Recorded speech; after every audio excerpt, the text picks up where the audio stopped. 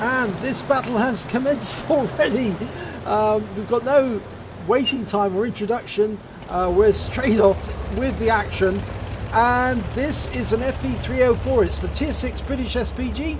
And it's on the north spawn of Fisherman's Bay under the command of Darknamja.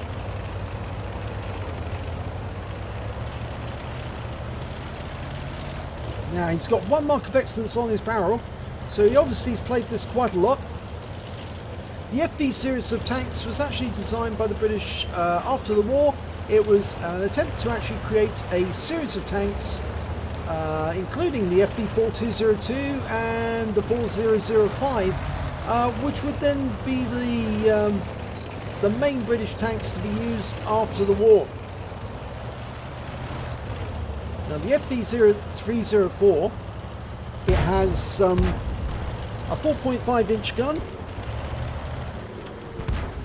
and he's found his firing position and he's about to fire at the enemy, and he's having a look for a target, and there's a T40 up ahead. He's about to fire his 4.5-inch howitzer. Oh, it's a Panzer 38. Yes, and he takes him out the game. Now he's got an 11.1 second reload. It's a very fast reload on this Arty, almost as fast as the Bishop.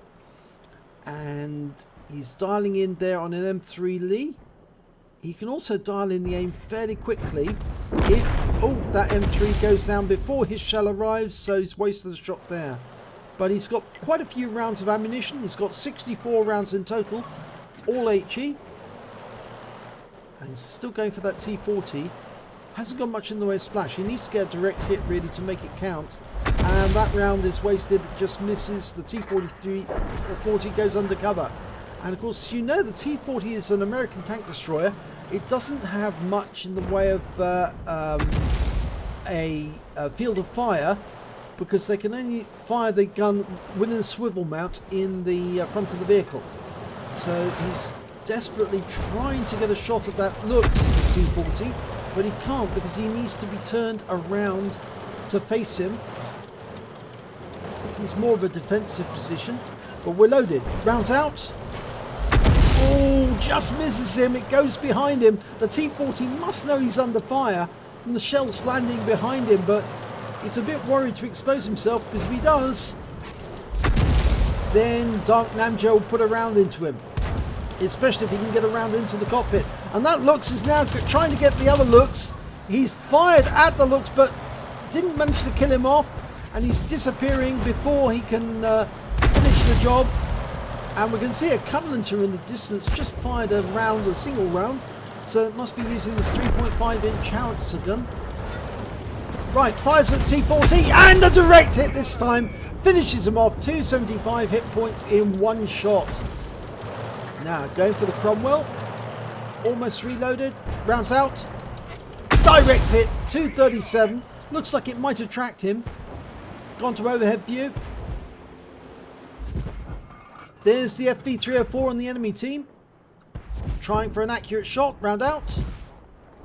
And it splashes him for 111 hit points.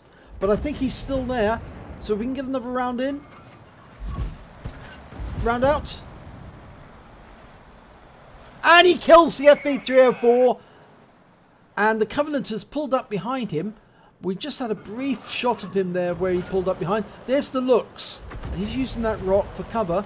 But he's probably going to take another try at going around the corner of the rock and killing the looks if he's the other side. Yes, he's still there. It won't take much more than one round to kill the looks. Fires into the Cromwell, gets a direct hit, 151 hit points. He's still a two-shot though to kill off all completely. Okay, he's loaded. The Cromwell's pulled back behind the windmill. He doesn't want to get hit again. In fact, he's turning to retreat. Or is he turning to reorient to come up the other side? The Covenanter came out for a brief second, killed by the Matilda. Firing a shot at the Cromwell, it lands behind him. We lose the looks. He was taken out by the enemy's looks, who fired just one shot. But all our forces are now bunching together to try and get past the windmill. And it looks like the Lux was just fired his magazine, so he's retreating to reload. Gonna try a shot on the Cromwell, round out. Direct hit, wipes him out, 127 hit points. That's his 4th kill of the game. Now he's almost at maximum range now, so he might have to move forward. Fires around at the Lux and gets a hit, 143 hit points. Will the Chinu be able to pop up and get a kill on him? Well, we're going to try again. Round out. And a direct hit. Wipes the Lux out. That's his 5th kill. 28 hit points off that one. He's going to have to move up now because all the enemy tanks are out of range. In fact, there is only 2 enemy tanks left.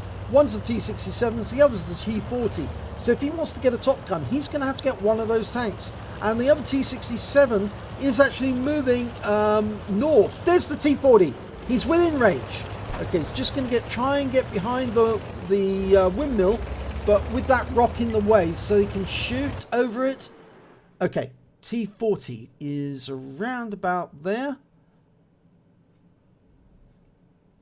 Zeroing in the aim. Can't see it, but he's indicating where it is. He's hoping the Matilda and the T-28E F-50 can spot him. In fact, they've managed to deal with the T-67, so this is the last enemy, the T-40. If he kills this tank, he wins the battle. There's the T-40. He's moving. Can he get the right shot? Round out. Kill shot! 163 hit points. Top gun and wins the battle. And that's it. It's all over. And here's the end result. It's a first-class tanker for Darknamja in the FV304. He also picked up a bruiser medal for getting at least 5 critical hits. He got 11 in that battle. He also picked up the high caliber. He dealt the most damage in the battle, at least 20% of the enemy hit points. And of course, we saw with that last shot, he picked up the top gun for getting at least 6 kills. And there are those 6 kills in there. Let's have a look at team score. Highest damage, 1,386 hit points. He beat the Hummel, who managed 1,130, and the highest score on the enemy team was the T-40 he took out, which was had 921 hit points in total. But Darknamja managed the highest number of kills, 6. The highest number on the enemy team was the Lux. He managed 4 kills. And when it came to base XP, he was actually in 3rd place with 639 experience points. But that's mostly because of his tier. He was actually a higher tier vehicle, killing mostly lower tier vehicles. Whereas the Lux is a tier 4, and he was actually killing higher tier vehicles. And that's why he managed to generate more XP basically on even though he's on the losing team. And the Hummel is obviously tier 6 as well. He also did almost as much damage, but he did manage to get 2 kills. So he was probably hitting higher tier opponents most of the time. So let's have a look at the detail. Well, he fired 19 rounds, got 9 direct hits, 9 penetration, good accuracy actually. Got 3 splash damage as well. Damage of 1,386 hit points, all at more than 300 meters. He damaged 6 of the enemy, he killed 6 of the enemy, and he did damage assistance of 59 hit points. On a premium account, he earned 27,924 credits, and after ammunition resupply, and the 4.5-inch howitzer ammunition is cheap, so he actually took away 23,174 credits. He received 959 XP, times 2 for the first victory of the day, took away 1,918 experience points altogether. So a nice round there for the Burt, the FV304. He managed a high caliber and a top gun, and that's good in anyone's book. If you enjoyed this replay, please give it a like and do subscribe to our channel, and hopefully it'll be your replay that I'll be featuring in the next video.